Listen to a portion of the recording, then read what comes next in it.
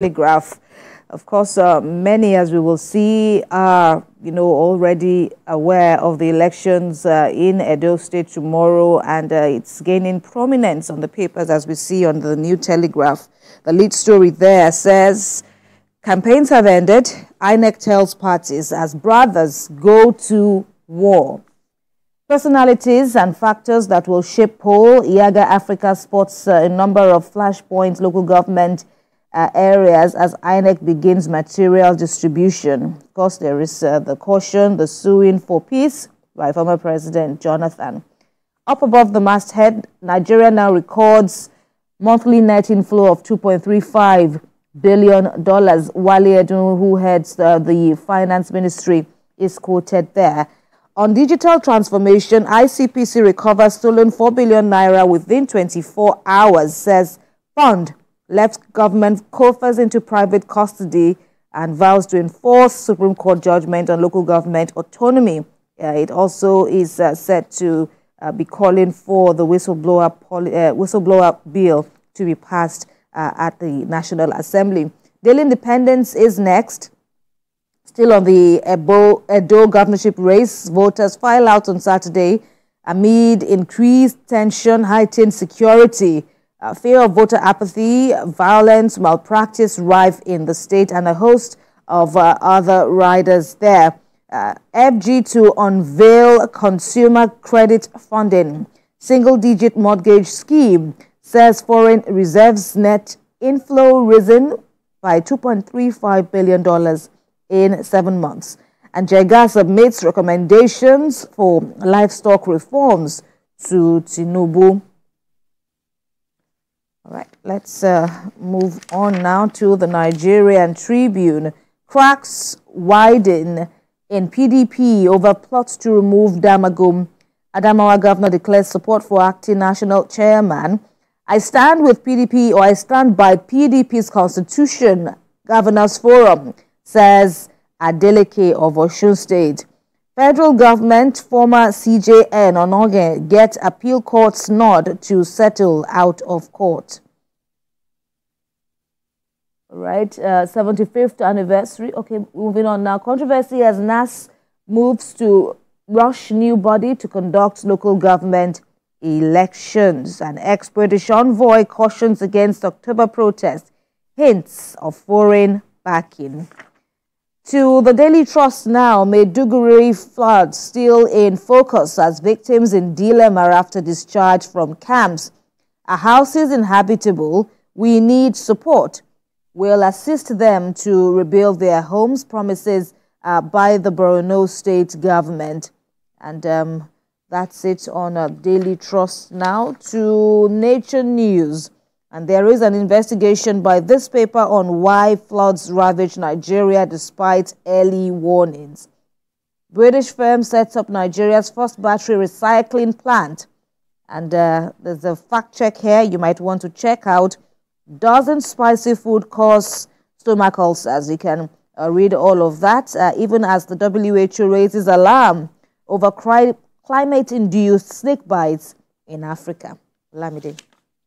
So I begin here with the first news, and the big story here says EFCC's persecution of Yahaya Bello in national embarrassment. CNPP blasts anti-corruption body.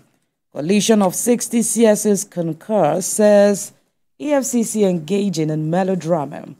Theatrics. Employers paying below 70,000 naira minimum wage face jail term. Federal government wants.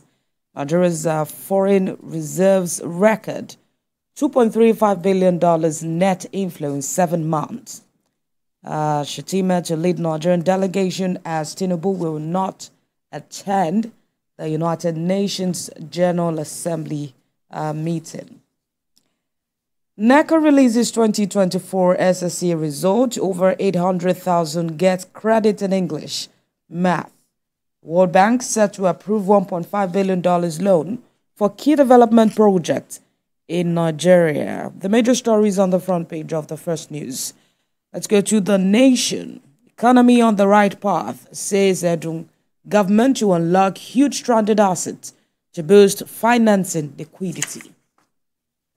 on Council Autonomy Constitution Foreign Work says the Senate President, Godswill Akpabio, read alert in Edo 24 hours to election poll materials in Council. Tinubu shelves 79th UN General Assembly for Domestic Challenges. Governor, First Lady Associates celebrate Hamzat at 60 years. That's it on the nation. To the Daily Times, we're building strong financial system, business-friendly economy, Tinubu says.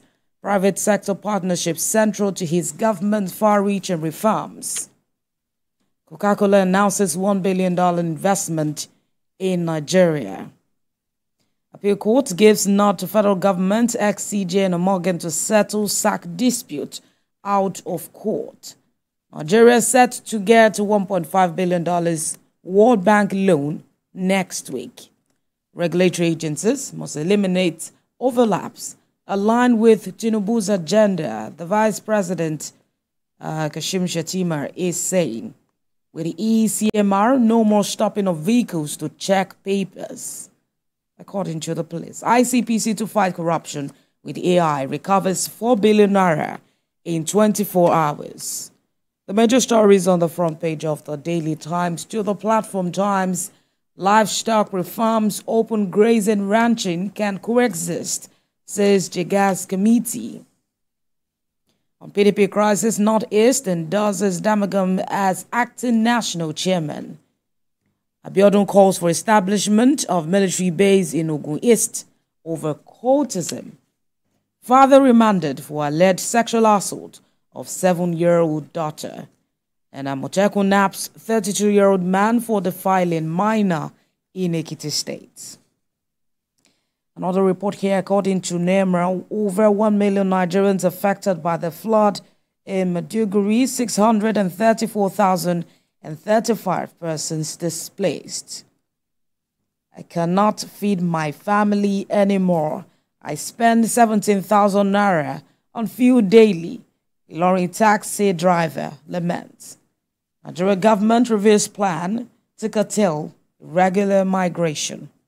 Some stories on the front page of the Platform Times. And finally, in the Sporting Live, Lukman Cage plays for 89 minutes. That's on the Atlanta 0-0 game with Arsenal. Forest keen on extending Aina's contract. Man City facing catastrophic ban from all competitions. NFF denies reports of Labadia's return. That's on the Super Eagles coaching job. Anthony Joshua versus Daniel the Boy. It will be an absolute war at the Wembley. That's Ricky Hatton reacting. Chelsea open to Badishale sale. These are the major stories on the front page of the newspaper this morning, Kemi. Right, and from what we have seen, of course, there's a lot of attention ahead of the election in Edo State on Saturday. Several states will also be having local government elections, so it's going to be a very busy weekend, and we are seeing that reflected in the papers. It's an off-cycle election in Edo State, but then it's not just residents in Edo that are aware of, the intricacies involved in this election, but even those of us who are outside. Yes, we are journalists, we cannot but notice. But Edo is big when it comes to things like this. Edo is one state you cannot take lightly, and the elections, from what we see so far, are saying as much. Well, also following some of the sentiment, or will I say the political, undertone that we've seen in recent months just before the elections. I mean, all eyes are on Edo State just to know how they will conduct at this election, and I believe this will also help Ondo State ahead of its election, and also help INEC in making sure that the right things are put in place, especially those things that have not been properly put in place in this election. So it could serve as a litmus test for Ondo State in their own election.